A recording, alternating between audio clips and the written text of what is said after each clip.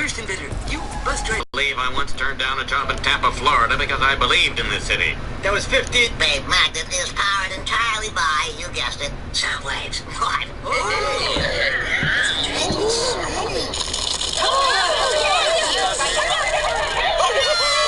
Belt without wearing your belt lifting?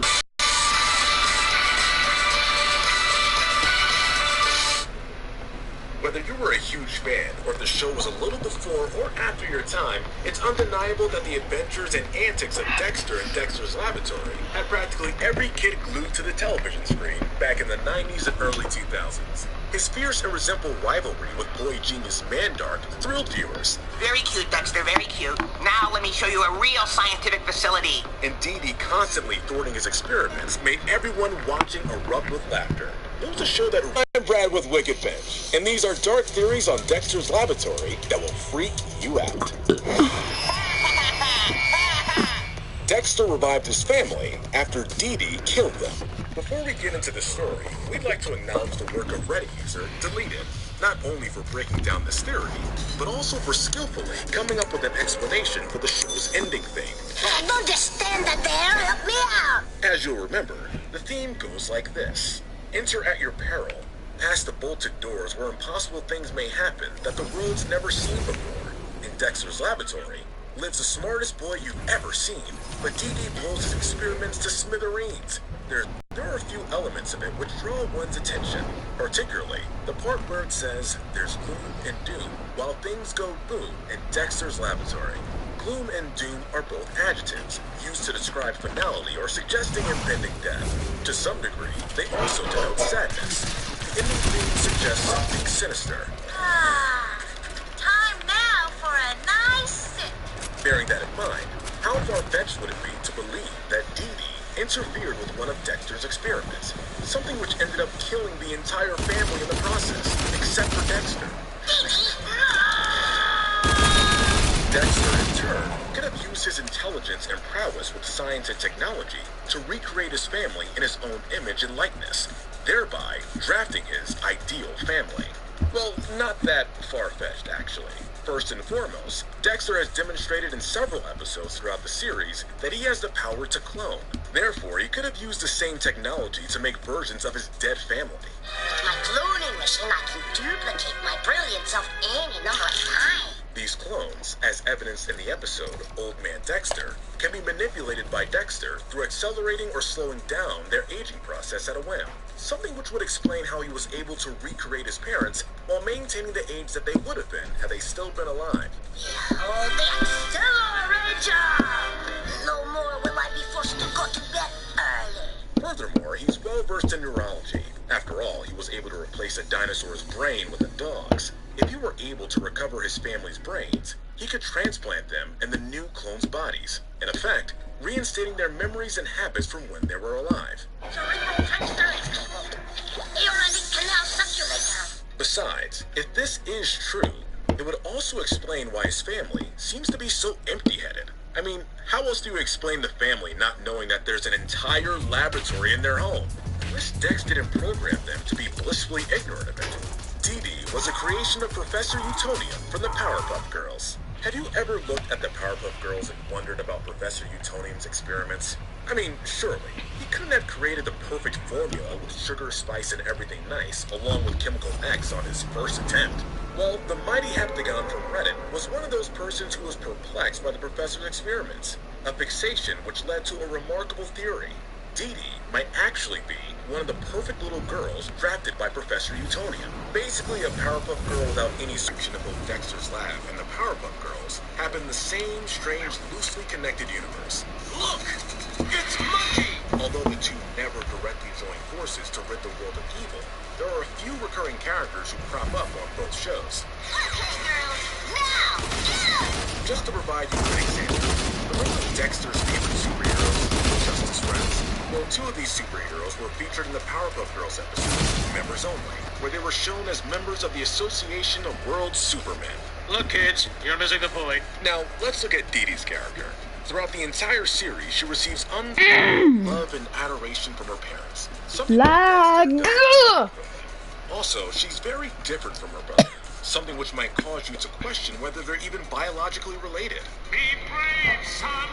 What's more, just like how the Powerpuff Girls were only one color, Dee Dee exclusively wears pink. She also spends time with two other similarly named girls, Mimi and Lily, both of which have very set wardrobes. It's okay, come on out. For all we know, it might very well be the case that Dee Dee, Mimi, and Lily were all prototypes of the modern-day Powerpuff Girls, later being adopted and assimilated into different families as the perfect little girls. Girl Squad!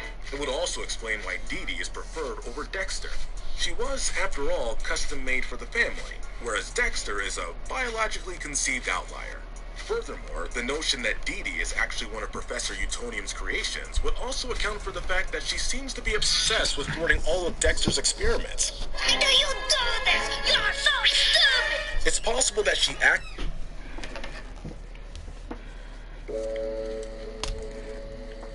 I thought my story would never change. You might still be weeping over the end of Adventure Time, because, I mean, we still are, but thankfully the series finale brought a lot of the lore full circle. At long last, we finally have enough information to build a complete chronology of Adventure Time. Hi, I'm Jacob with Channel Frederator, and today we're going to be exploring the Adventure Timeline in full. A few notes before we start, though. First, we have to acknowledge Yagam, who painstakingly put together an incredibly in-depth timeline of Adventure Time and all of its multiverses over at atchronology.com. We all canon, so we're going to be completely ignoring them today. We're only focused on events that were specifically referenced in the show. And lastly, we're going to be using the Great Mushroom War as our reference point for year 0. It's just standard Adventure Timeline etiquette. Alright, let's do this. Primordial monster. More than 13.7 billion years before the Mushroom War, which we'll refer to from now on as BMW. Yeah, I know, like the car, but it's the best we've got. The Big Bang, the real one, was 13.7 billion years ago, but according to the Lich, before there was time, there was nothing, and before there was nothing, there were monsters. Stars of this monster soup include Hunts Navidir and Orgalorg. Really makes you feel good about the innate nature of the universe, huh? The Big Bang kicks off the multiverse. One would assume that this event also spurs the creation of several cosmic entities like Gold, the Elements, and Catalyst comets on Earth. 3.7 billion years BMW. It took the Earth another 9.2 billion years to form, and another cool 800 billion years for life to emerge. Ever since, 4 core elements have always been present. And no, we're not talking about the Avatar elements yet. These elements are fire, ice, candy, and slime. And lumps. Lumps are the anti-element, I guess. The beings that embody these elements are called elementals. The elementals are mortals who are continually reincarnated. We don't know when or why, though. Even Glob doesn't know how the comet reincarnates itself. And yet, the Catalyst comet strikes the Earth every 1,000 years, bringing an agent of change that can be good or evil. And evil includes, well, the green Catalyst comet and the creation of the ground. 65 million years. In the twilight hours of Earth's Cretaceous era, the ice element agent Evergreen points out to the other elementals that the green comet hurtling towards Earth is writhing in a particularly disconcerting way. To combat the comet's imminent destruction of life, Evergreen builds a crown whose phantasmo circuitry would bound to its first bearer and grant them their one deepest wish. When the other elementals reject Evergreen's plan, he ices them, naturally. Evergreen powers his crown but becomes indisposed at the last minute, leaving the responsibility of using the crown to his maligned and mentally scarred dinosaur assistant, Gunther. But Gunther's deepest wish is Gunther! My name's Gunther. Hey, my name's Gunther. Gunther turns the crown into an artifact that gives the wearer ice powers at the cost of their own identity and sanity, and some form of every wearer's consciousness is stored in the crown circuitry. Meanwhile, the green comet strikes Earth, inciting a mass extinction. In 65 million years, the catalyst force introduced by this comet would become the Lich. My name's Gunther. Hey, my name's Gunther. Vampires appear over 7 million years BMW. According to Hunts and Abadir, vampires predate humans on Earth. The demon Abadir has previously been on Earth since its origin. We don't know when he takes over the rule of the Nightosphere, so for convenience's sake, let's just say it happens around now. Orgalorg vanished to Earth, 10,000 to 5,000 years BMW. Another inhabitant of the aforementioned primordial monster soup was Orgalorg, the breaker of worlds who tyrannically ruled the solar system for eons. Between 10,000 to 5,000 years ago, Orgalorg attempts to intercept a catalyst comet and absorb its powerful essence, but Abraham Lincoln, the king of Mars, sends Grob Gob Globgrod to stop him with a sweet flame sword. Oh yeah, there's already an advanced society on Mars, and everyone important there is apparently immortal. Anyway, Grob Gob Globgrod banishes Orgalorg to Earth, where Orgalorg forgets everything, including his own identity. I wish I had a gun. To be clear, Give me a gun. actually related to the dinosaur trapped in the crown circuitry. Warlord maintains his immortality, though, and continues to appear throughout human history. The Rainicorn Dog Wars, about 2000 BMW. Elsewhere, a nasty, long-lasting war breaks out between the two primary inhabitants of the Crystal Dimension. Long, rainbow-bodied unicorn-like creatures called Rainicorns and a race of intelligent dogs. The so-called Rainicorn Dog Wars are fought over territory in the Crystal Dimension. Although fighting ends several hundred years after the Mushroom War, the group and power of the Crystal Dimension would change constantly, and hate crimes between the two groups aren't uncommon. Golb attacks Mars. 200 BMW. Golb is the most powerful cosmic entity in the multiverse, the embodiment of discord and chaos. Golb appears on Mars and swallows Margles, the wife of Grob Gob Globrod's younger brother, Magic Man. Golb's power... Cutting my piece. And then... yeet. Oh! Okay, let me get it. Oh!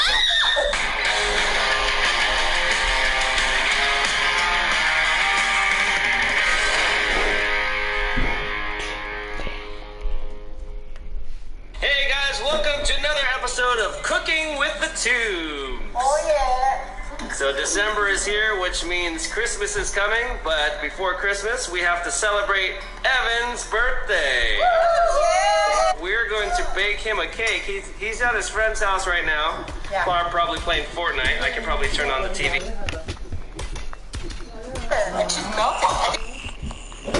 You should probably remove the tape completely before putting it in a bag, because you don't want to risk the tape sticking onto the cover. What did you do? It got stuck to the... Getting ready, but we're about to...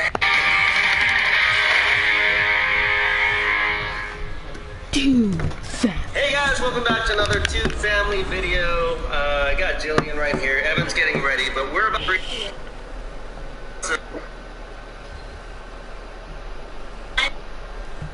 Hey, we got some free...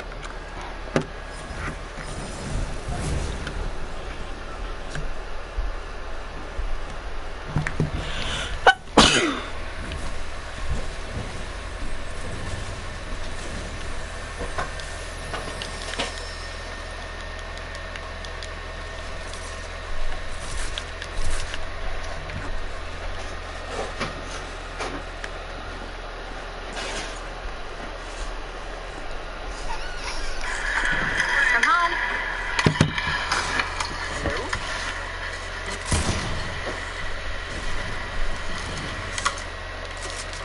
Play board. I sent my $20,000 PewDiePie drawing to one of my haters, and you won't believe what he did with it.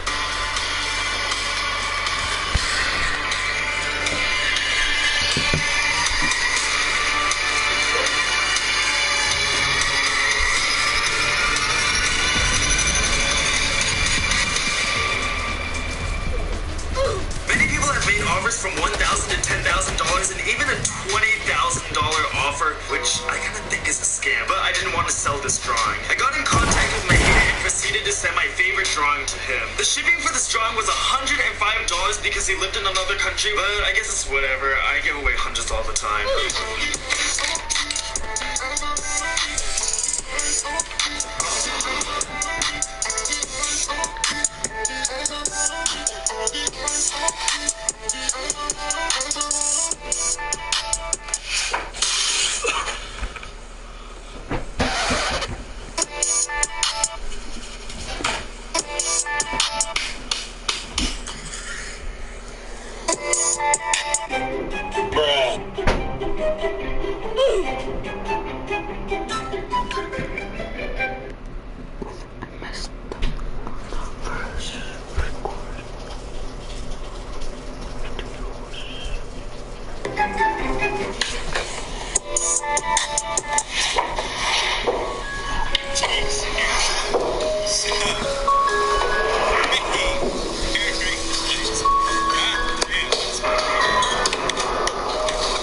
Don't worry, it was very hard to watch my $20,000 art get ripped, but we have a plan. The reason I told him to rip my drawing was so he could add to the PewDiePie art and make it even better than it already is. He is going to be drawing this for 10 hours straight.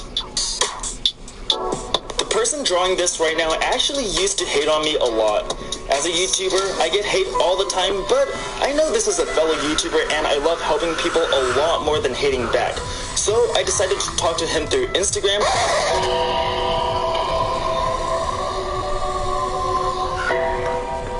Spread some positivity and find out what he really thinks. We talked a bit and he turned out to be a really chill dude, and he also apologized to me. We became good friends. We talk all the time about art, YouTube, and even our hobbies like swimming. I hope this collab shows you don't necessarily have to fight hate with hate. Instead, get to know the person and talk to them a bit. Also, in my opinion, this creates a much healthier community.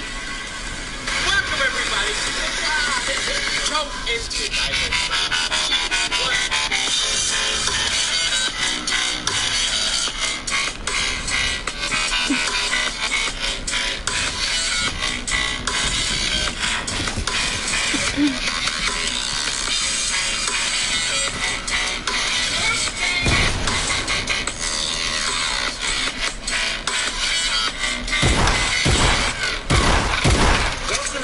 planning this for over a month.